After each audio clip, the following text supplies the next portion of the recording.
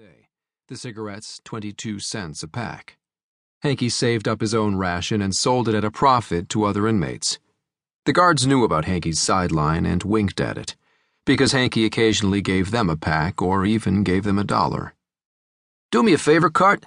Take these to number 13 down here and number 48, third tier, one to each. I don't feel like walking that far. They're paid for. Sure. Carter took them in one hand and started out, buttoning his shirt with the other hand. Number 13 was only 2 cells away from his and Hanky's cell. An old Negro with white hair sat on the lower bunk. Cigarettes? Carter asked. The Negro rolled sideways on one fleshless hip and pulled a small piece of paper out of his pocket. With stiff black fingers, the Negro pushed Hanky's receipt into Carter's hand. Carter stuffed it into his pocket, tossed a package of Camels on the bunk, and went out. He walked toward the end of the corridor where the stairs were. The guard called Mooney, a nickname for Moonin, quickened his slow walk and frowned as he came toward Carter. Carter had the other pack of cigarettes in his hand. He saw that Mooney saw it. Delivering cigarettes? Mooney's long, thin face scowled harder. You gonna start delivering milk and newspapers, too? I'm taking them for Hanky. He's got a sprained ankle. Let's have your hands. Mooney took his handcuffs off the clasp of his belt. I didn't steal the cigarettes. Ask Hanky. Your hands! Carter held out his hands. Mooney clicked the handcuffs on his wrists.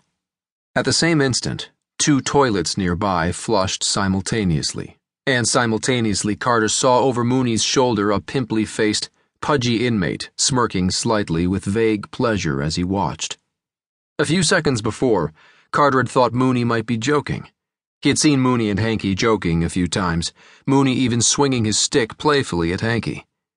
Now he knew Mooney wasn't joking. Mooney didn't like him. Mooney called him the Professor. Walk to the end of the block, Mooney said. Mooney's voice was loud. While Mooney had been talking to Carter, a silence had fallen in the 2 or 3 cells in either side of the block which could observe them, and it was spreading over the whole ground floor. Carter walked, with Mooney behind him. At the end of the corridor were 2 stairways going up to the 2nd tier, the elevator's barred doors that Carter had only twice seen open for hospital cases on their way up, and 2 plain doors, their fronts flush with the stone wall, with large round locks on them. One led to the next cell block, B block, the other to the hole. Mooney stepped in advance of Carter and swung off his big ring of keys from his belt. Carter heard a soft, collective groan from the men watching, a hum as anonymous as a wind. What's the matter, Mooney? Asked a voice, so self-assured Carter knew before he glanced behind him that it was a guard's.